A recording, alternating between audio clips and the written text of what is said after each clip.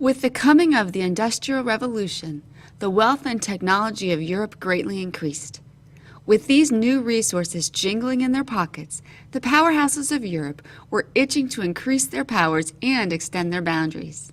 With this, they turned their eyes toward Asia. Prior to the 19th century, Europe's holdings in Asia had mostly been limited to holding trading posts on the continent. Content to make money from these commercial outlets, Europe usually didn't impose direct rule upon Asia. However, as the 19th century progressed, Europe grew discontent with this setup, and a shift in Asian relations occurred. Known as New Imperialism, Europeans began to seek formal political control over foreign and overseas areas. As the old saying goes, they had been given an inch and they wanted a mile. As European merchants, troops, and even missionaries began flooding into Asia and other parts of the globe, this new imperialism took hold and the political landscape of Asia was jostled in its wake. Swept up in new imperialism, the Dutch claimed Indonesia and sent hundreds of thousands of Europeans into Asian lands. Although many of these people succumbed to disease or hightailed it back to Europe, the Dutch influence in Indonesia is still present today. The Dutch were even able to trade in Japan, a feat no other European power was able to accomplish until the mid-19th century. With new imperialism came conflict between nations, which played out on Asian soil. For example, Russia and Britain became embroiled in a bloody battle for Central and South Asia, known as the Great Game. However, Central Asia was not the end goal. In reality, both European powerhouses knew to control Central Asia was to have a gateway to areas like Iran, Afghanistan, and India. Those were the real prizes. Unfortunately for Russia, they had to forfeit their Great Game with Britain due to conflict with Japan. Trying to push the borders of their empire a bit too far, the Russians set their sights on Manchuria and Korea. Having no intentions of letting Russia have these areas, Japan attacked the Russian Navy in 1904. This conflict lasted over a year and was known as the Russo-Japanese War. It was significant because it saw Russia defeated and forced to give up its imperialist dreams in the Far East.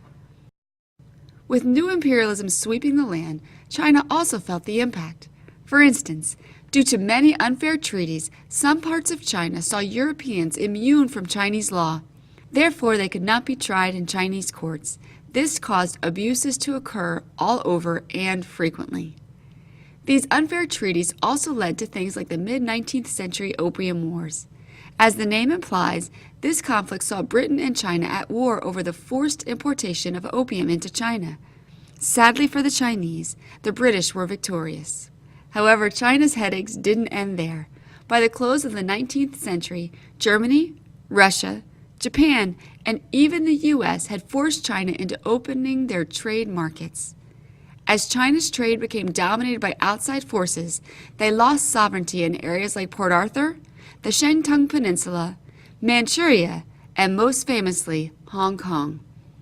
By the year 1900, tensions in China had hit the boiling point. This is plainly seen in the Boxer Rebellion, in which Chinese nationalists murdered thousands of foreigners in an effort to rid their land of outside influence. Although many foreign lives were lost, the conflict saw the same end as the Opium Wars. Not surprisingly, the nationalists were subdued by European forces, and China's ruling dynasty was further weakened. Again, new imperialism seemed to win the day.